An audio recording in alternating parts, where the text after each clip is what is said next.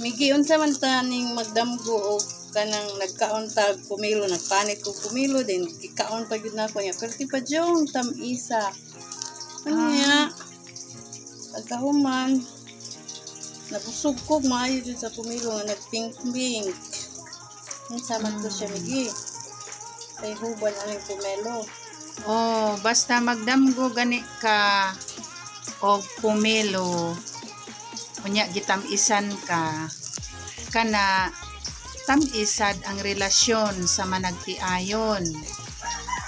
Tamisad ang relasyon sa pamilya, mga kahigalaan. Kung ikaw magkaon og dili tamis,